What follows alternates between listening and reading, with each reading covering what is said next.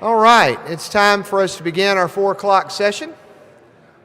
I guess we'll call it the 4:05 session. This is going to be a great opportunity. I want to let you know there's only one other session going on in the building at this time, and that is our Spanish-speaking session down the hall in our chapel.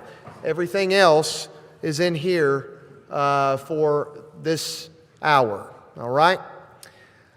This is going to be a panel discussion.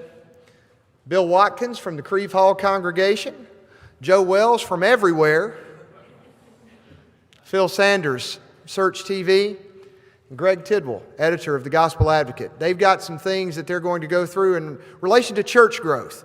And we've got 4 good men here. Thank you for being a part of it. I want to let you know we will also be floating later when Greg says it's ready. We'll be floating. If you have questions, I'll be floating with this mic, okay? And I want to see Andy float through this auditorium. That would be something. I feel deeply honored to be part of this event, and in particular, to be joining these men in this time of panel discussion. Each one brings to the work a different perspective. Each one of these men is devoted to the local church, is devoted to the gospel of Christ, and brings his perspective to bear in building up the Lord's kingdom. We're asking each of these in turn to share a few moments just on some general ideas of what they know about church growth. I've asked Phil Sanders to start this and to present whatever he has prepared for you. Following Phil, Bill Watkins, our host preacher here at Creve Hall, will deliver a few comments, and then Joe Wells. And then following these 3 men, we will watch Andy float through the congregation and gather questions for us. Phil?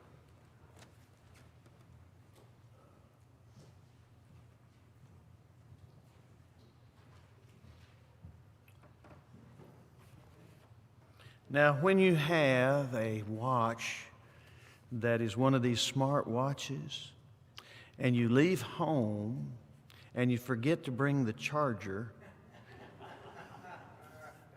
it's a hair past a freckle, and your cell phone.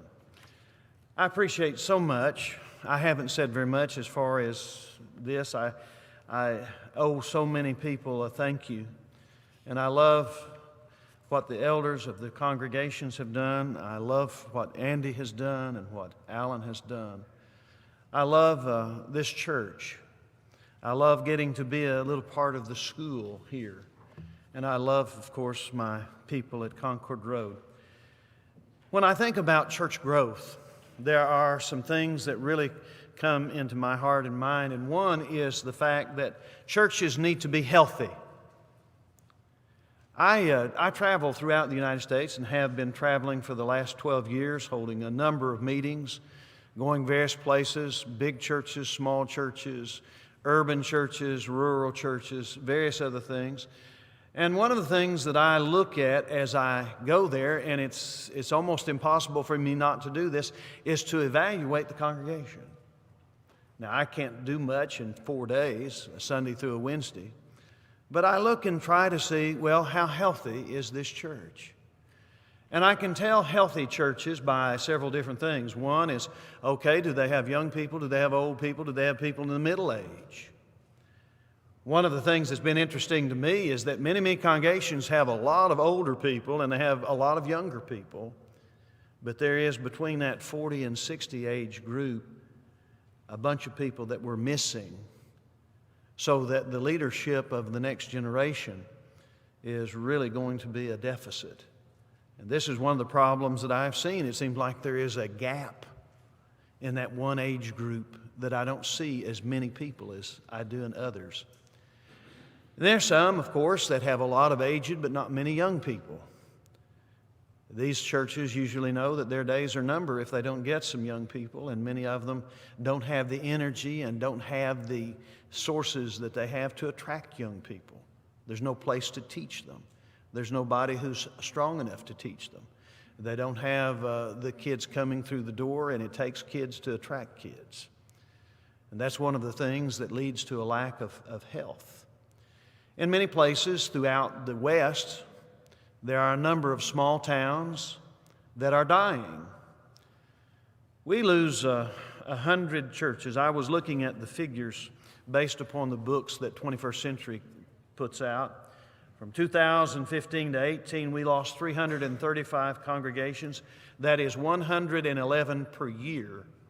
I'm sure that number is going up in these days since 18. We also lost during that same period of time 18,000 members, 18,444 members per year in that 3-4 year period. That's not something that is going to change for a while. I worry about that. We were doing a lot of growing in those early days, after 1906 to 2006. And we were healthy, and we were reproducing. Healthy churches reproduce. Unhealthy churches have a hard time reproducing. And many of them do not. I would say a good half of our churches are not able to see a single baptism in a year. There are many churches that it's been years since they had a baptistry used, and it's difficult. While we are still much larger than we were in 1906, we are in this slide, but part of that is because some places are not healthy. Sometimes the unhealthiness is because immorality is permitted. Yes, there are places that permit worldliness of this kind or of that kind. Sometimes churches are unhealthy because doctrinal flippancy. They don't care what they believe, and they have very little conviction. In some cases, churches are unhealthy because they don't have the desire to do anything. They're lukewarm. And those things are hurting us in some ways. Then there are many healthy churches. I go to places that are full of young people. In some cases, there are churches now that have as many young people between the ages of 18 down as they do adults. I preached for a church like that not too many years ago. And it's that way in a lot of places. You know, sometimes we think conservative churches, the ones that are very conservative, are all dying. I was in Arkansas not long ago, passing through on the way to the free Hardeman lectures, and I stopped in a church, and I found out after I got there, and I looked at the songbook, hey, you know, this is not a mainstream, this is a non-institutional church. And you know what? They had as many children as they did adults there. They were not dying. Congregations, some of them survive and some of them do not. Some of them work at growing and some of them do not. Some of them have plans to grow and have the desire to grow, and some of them do not. A second thing that I think is so important, and I'm going to run out of time, but I do want to talk about being hungry, and I talked about that last night, but I didn't talk about hungry churches. Those who were at Concord Road when I first came were hurting because of the loss of members. Here was a congregation that had been 500 members, and it was half the size when I got there. And they were hurting. They had lost the more conservative members. Many of them came right here to Crief Hall, and they lost a lot of the ones who were more left-leaning to other places like Otter Creek. And they were weak and they were hurting. But you know what they were? They were hungry. They were hungry. Are you hungry? Is your church hungry? And we wanted to create an environment where there was hunger for those new people coming in. And so we were doing some advertising through those neighborhood things. We were doing some things. We were working. We were reaching out. We were beginning to do some new things with the internet. Concord Road was the 8th Church of Christ on the internet in the world. We were beginning to do some things, and we had some desire to light the fire. Alan Stevens was part of that. Jerry Western was part of that, and others were part of that. We wanted to grow, and we were hungry for people, and we got out and we worked. And I can remember gaining as many as 40 families some years. And I think a lot of it was because of the hunger of the congregation. But we worked at it, and we saw some things grow. And I can remember during some of the last years I was at Concord Road, I was there a total of 13 and a half. We were having many days, over 600 and some even over 700 days. I think the biggest day we ever had was 880 people. But you see, you can grow, but you have to wanna. You have to be hungry. You have to want to reach out and bring people. And it's that passion and that health together that makes all the difference in the world. Well, my 7 minutes is up, and there is nobody in this world that is more time conscious than I. And not necessarily by choice.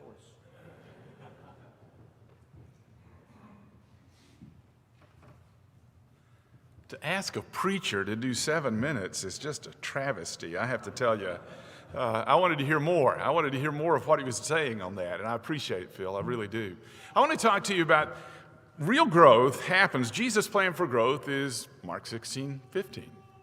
Go into all the world and preach the gospel to every creature. If you're not growing that way, you're not really growing. When it comes to the Great Commission, there are 4 kinds of churches in our brotherhood. 4 kinds, only 4 kinds in our brotherhood.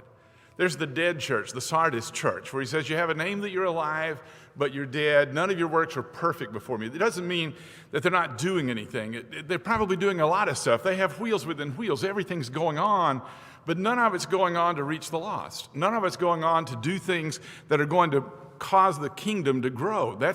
They're attracting, but they're not going out to where people are. A dead church, all dead churches are dying. Wherever you find a dead church, they're dying. This is where the people, by the way, stake out their places, and woe be to you if you get in their pew. You know what I'm talking about? When we're more interested in pew than people, we're in trouble. Dead churches are all dying. There aren't very many dead churches in the churches of Christ. But by far, the largest number of churches in the churches of Christ are what I call inside in. You know where Jesus said, by this shall all men know that you're my disciples, if you have love for one another, John chapter 13, 34 and 35. They love each other. Somebody gets sick, they get a casserole. They get a visit. Somebody's over there. They love being with each other. But if you're a visitor or if you're out in the community, that doesn't extend that far. You have to kind of prove yourself if you come in. In the average congregation, 5% of your attendance on Sunday morning is going to be visitors. Inside-in churches don't keep them. You know why? Because they don't want them. Inside-in churches are all either holding their own or they're shrinking. And yet that's what the majority of churches in the churches of Christ today are, inside in. We take care of our own. We're not doing very much about evangelism. The way that inside-in churches increase their numbers, 2 ways. One is they merge with another congregation and hold a seminar on church growth. Or they hire a preacher that everybody wants to hear, and they steal sheep from other congregations. And I want to tell you something. If you're growing in numbers, but you're not baptizing anybody, it's switching deck chairs on the Titanic. That ship is still going down. You're only doing something hurting somebody else. It's only through evangelism that you truly, really grow. But no inside-in churches are actually growing, and yet that's the majority of us. Now, there's a third kind of church. It's a church that, you think about the Isaiah message of come to the house of the Lord, to the house of the God of Jacob. He will teach us of his ways and walk in his paths.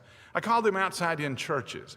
They are very, very good at making people welcome when they come into the church. When outside-in churches know that the first 40 seconds that somebody walks in your door are critical to whether or not you're going to be able to maintain those people. If somebody doesn't come in the first 40 seconds they come in that door and tell them, look, I'm really glad you're here. I'm so-and-so. How can I help you? Can I help you find do you need any information? Can I help you find a seat? Do you have kids that I can help you get to class? What can I do? If that doesn't happen in the first 40 seconds, they believe you're unfriendly. And the reason they believe you're unfriendly is because you're unfriendly. If you don't catch them in the first 40 seconds, they're not going to be coming back. And by the way, if they do the bravest thing that a visitor ever does, which is walk into one of your smaller classrooms, and somebody in the first 10 seconds does not say, hi, I'm really glad you're here. How about having a seat with me? They're not coming back. Outside-in churches know that, so they go out of their way to make everybody that comes in their door feel safe, welcome, protected. They want to make sure that they take care of them. They are seeker churches or for seeker people, and they are making sure that they do that. And can I tell you that all outside-in churches are growing? Every single one of them is growing, and the reason is because they retain the 5% they get every Sunday morning. They're retaining those, and they're assimilated into the congregation. Having said that, I will tell you that outside-in churches don't get the Great Commission. They don't get what this is really about. The message of the early church and the mission of the early church was not saying, you come in here and we will keep you safe. It is that we are knocking down the gates of Hades, that we are going outside of our building into the place where the real world is, and we're bringing people in. That early church, and it's a rare church among us that does it, but that early church was an inside-out church. They realized that what we do when we're here, while we want to welcome the visitors and we want them to be a part of us and we want to maintain and retain those visitors that come, the vast majority of people around this building and around your building won't come in even when you invite them. They're not going to be coming in. So what do? You go and you find them. You go into all the world and preach the gospel to every creature. Inside-out churches, generally the first time that a person comes in that church may very well be the day that he's going to be baptized, because the real work has been done out there, where the real work is supposed to be done. Now, my question is, and I want you to think about that, the church that you're in, is it inside in? Is it dead? Is it outside in? Or is it inside out? Which way is it in the church where you are? And maybe a better way of saying this is, what about you personally? Dead, outside in, inside out? And how do you get from where we want to be or where we are to where we want to be? How do we get to be that inside-out church? How do we get to be that inside-out personality? And I know I'm probably going more than 10 minutes, but let me take 8 observations real quick. 8 observations that help to get us. I'm not a Moses leading us out of the wilderness, but there are 8 things I need to know to get me from where I am to being inside out, and to get the church where I am to being inside out. Number 1 is constantly be aware that God has a plan for the life of every human being. He desires all men to be saved and come to the knowledge of the truth. Somebody said, well, I know that, but we don't act like that, do we? You know, you go into the store, the cashier gives you a hard time, what do? If you're thinking, this is a person God wants saved, you're going to do something different than normal. If a person cuts you off in traffic and you realize that's a person God wants saved, what are you going to do then? You constantly remember that every person you meet is a person that God wants saved. In the second place, the foundational principle is that the primary calling or mission of the church is in the world and not on the church property. Go into all the world and preach the gospel. In the third place, you need to realize that many Christians are unskilled in relating their faith to daily life. They can tell you why we don't use instruments of music, why we take the Lord's Supper every first day of the week, why we have elders in every congregation, and why you ought to pay the preacher. They can tell you all about that. They can't tell you about how to face temptation. They don't know how to deal with difficult people. They're not streetwise. They don't know how to take the gospel into the street where the gospel really was made to be. They don't know how to do that. They haven't been taught how to do that. So the fourth fundamental principle is that the primary task of the church is to grow mature disciples for ministry in the world. Remember Ephesians chapter 4, verses 11 and 12? When he gave the gifts to men, and some to be apostles, some prophets, some evangelists, some pastors and teachers. For what purpose? For the equipping of the saints for works of ministry. All of our preaching, all of our teaching, all Bible classes should be to equip people to be street-smart Christians, to be able to be outside this building doing what we're supposed to be doing when we're outside this building. In the fifth place, Christians need to learn how to live as well as articulate their faith in an increasingly hostile society. I just give you this, 1 Peter chapter 3, verses 15 and 16, where he says, be ready to give to every man to ask you a reason for the hope that's in you, but with meekness and fear. And he says also, those who revile your good conduct in Christ may be ashamed. You have not just to live it. I hear this and it just makes me sick, guys, that I'm going to live the Christian life in front of everybody and that's going to bring people to Christ. No, it's not. You need to live the Christian life in front of everybody, but Christianity has to be taught. You have to teach it. And that means that I just don't live it, I live it and teach it. I show it in my life and I teach it. If I don't open my mouth to talk about the gospel, people aren't going to become Christians. That's just the way it is. In the sixth place, preachers need to see their preaching as a life choice and not as a career. Career people say what other people want them to say. Career people get discouraged and quit when things don't go their way. But if you have a fire in your bones when you say, I will speak no more in his name, you say, I cannot hold it in. We need people who love the Lord more than they love their life. We need preachers who aren't professional office managers and professional organizers and professional backslappers and people who have a word in their heart from God that they have to get out. And it doesn't matter whether you want to listen or not. They have to get it out. We have way too many preachers who are nice office sitters. We need far more preachers who have a fire in their bones.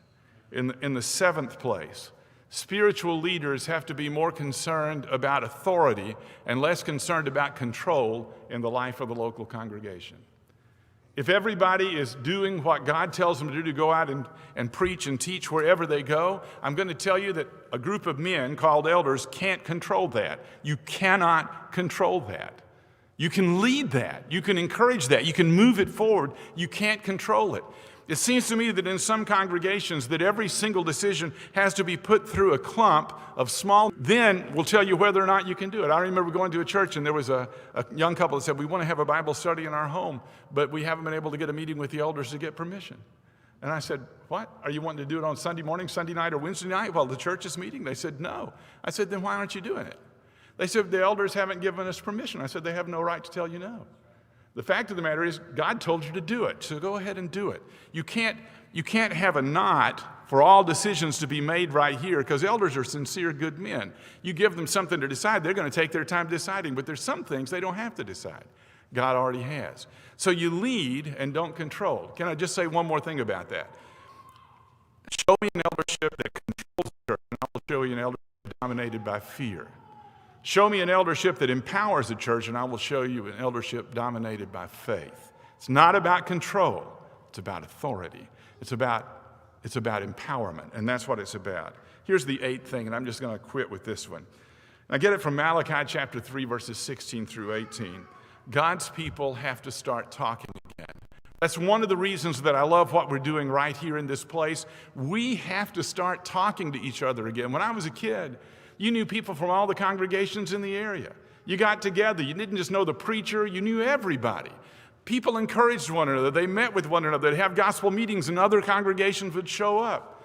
But because we become people who have closed in with all of our fears and all of our electronics, we've been able to isolate ourselves more and more and have 10,000 Facebook friends and very few real friends at all. We have to start talking again. We even have to start talking again when we disagree with each other. We have to start talking again because otherwise we get more and more and more polarized, and the restoration movement stops moving in the world. Evangelism stops moving in the world when Christians quit talking. But those that feared the Lord spoke to one another, and the Lord listened and heard them. So a book of remembrance was written before him for those who fear the Lord and meditate on his name. That's Malachi chapter 3, verse 16. I'd like to say more, but I've gone way over 7 minutes. Thanks, guys.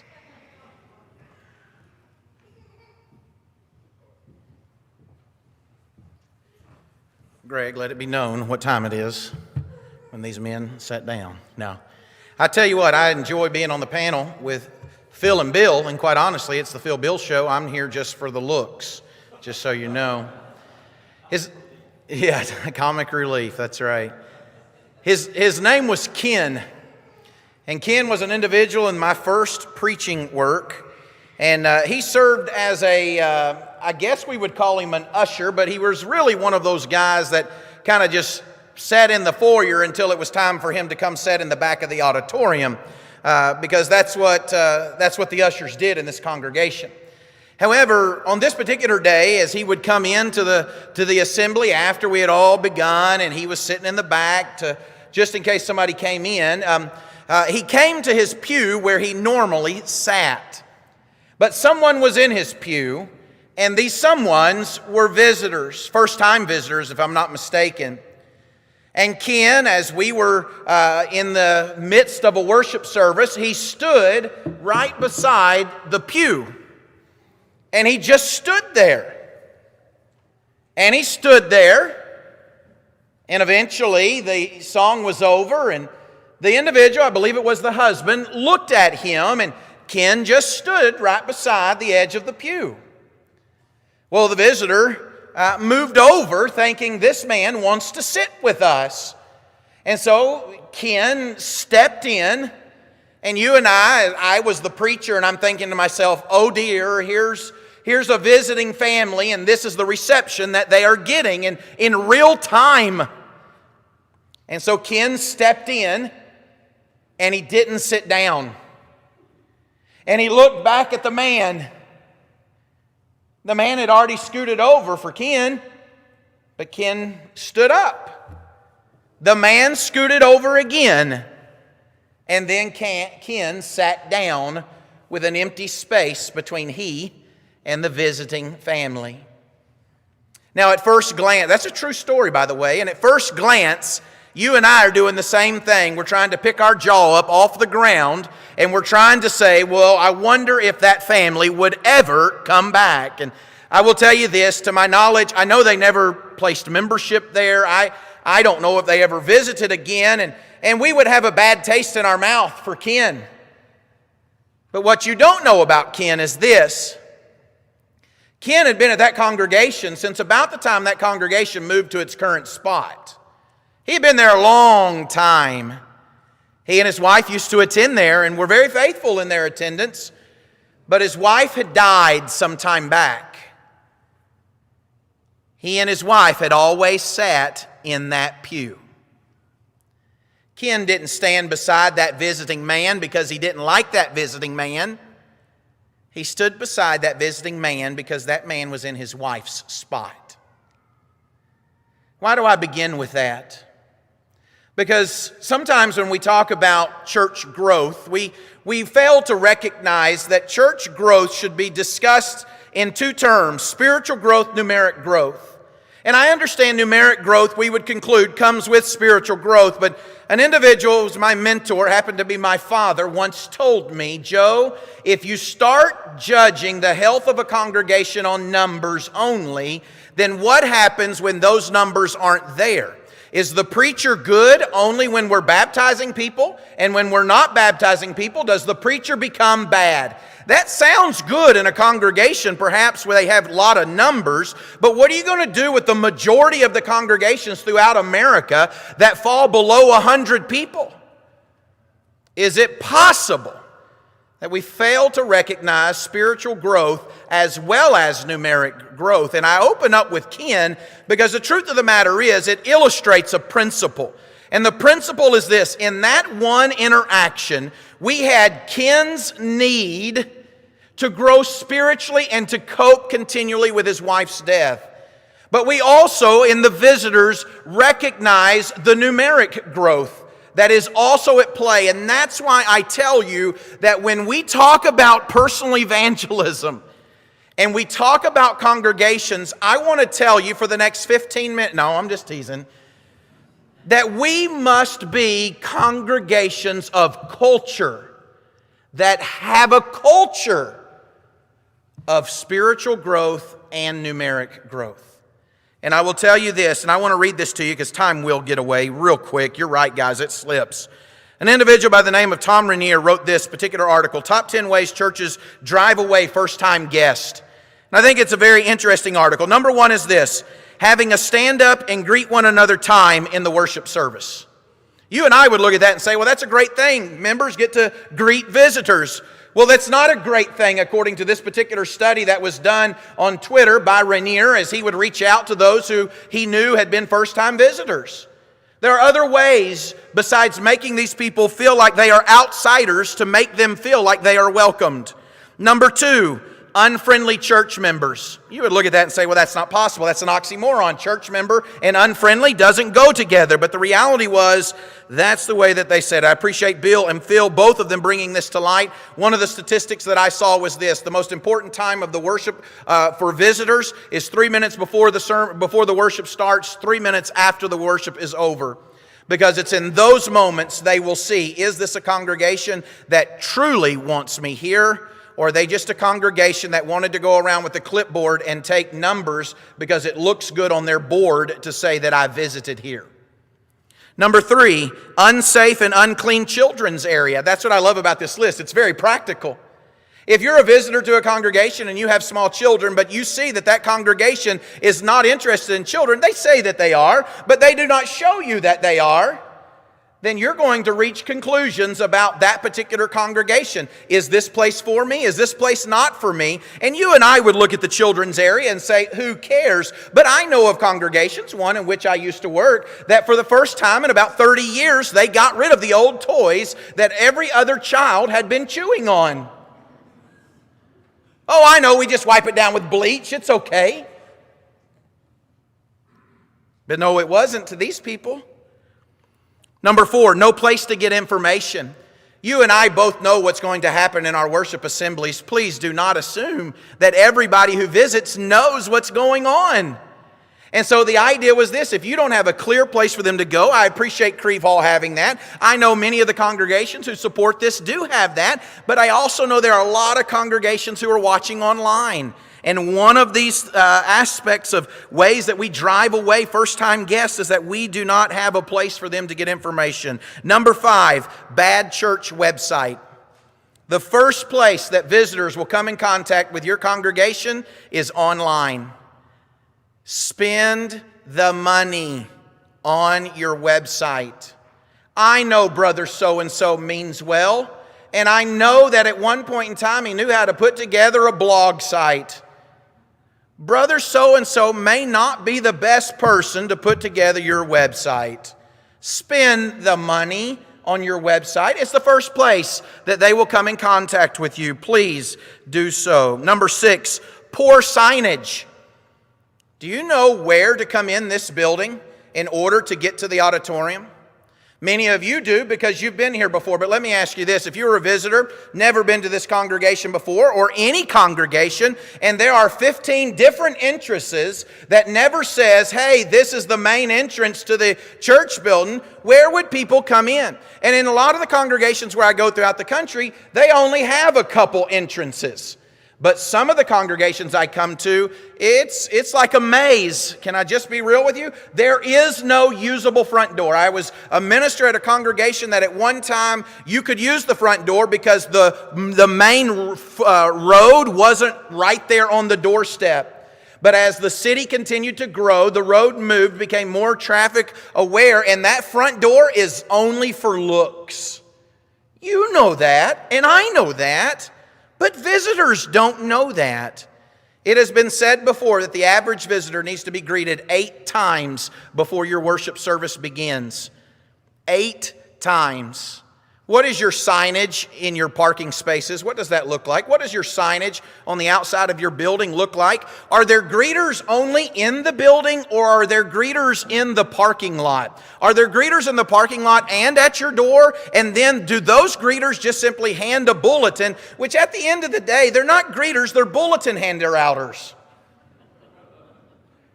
But are there really greeters at your door? And then let me ask you this. What is the process from the time that a visitor comes in your door and gets handed a bulletin to the time they sit down? Is there any interaction that is planned between that? Or is it only, well, I hope some of our members will step up and do that? And then when they sit in the auditorium, you know that awkward sitting before the services begin, when members only talk to members, and maybe you'll have a few members who are making their way around to see visitors, but have you ever seen a visitor just sitting there twiddling their thumbs?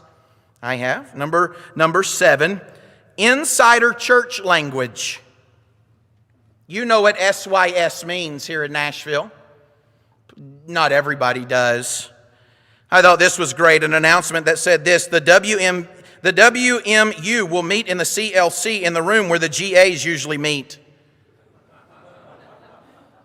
If I'm a visitor to that congregation, I have no idea what your church language means.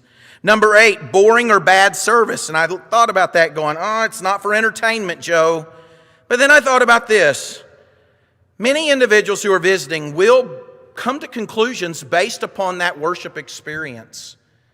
And we need to be aware of that in this list as a reason why these first-time visitors never came back. Number 9, members telling guests that they were in their seat or pew. We've already said about that. Number 10, dirty facilities.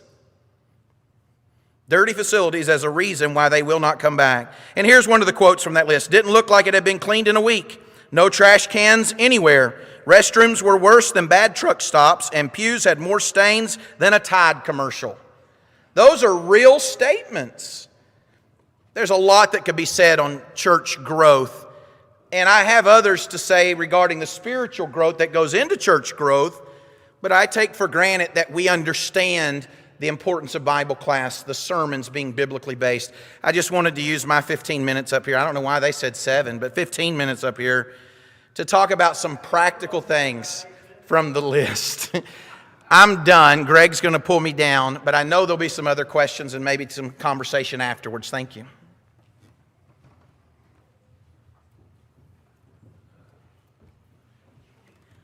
Well, the thing that has impressed me is not only with these men, but with the entire event we've been involved in, is the passion that God's people have for building the kingdom. And it is important. We do have just a few moments. Andy is floating. There he is.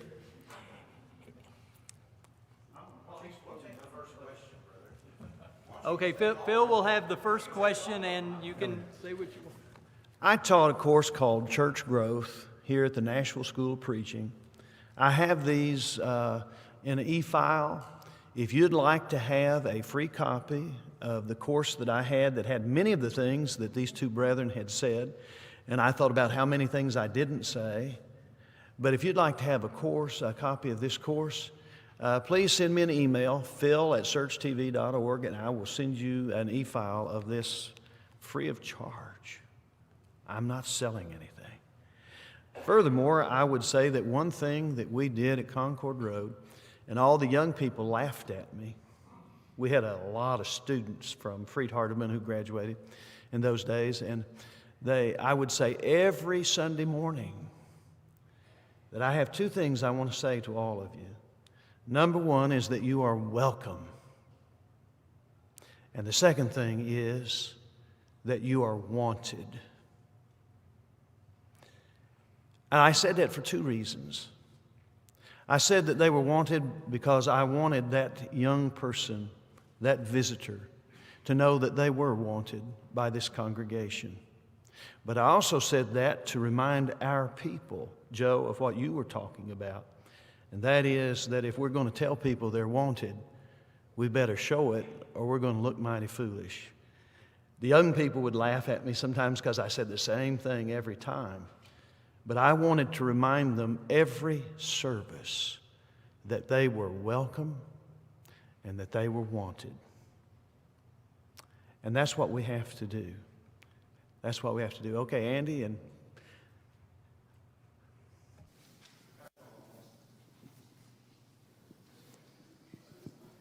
put your hand up if you want to ask a question. Have they done that good a job?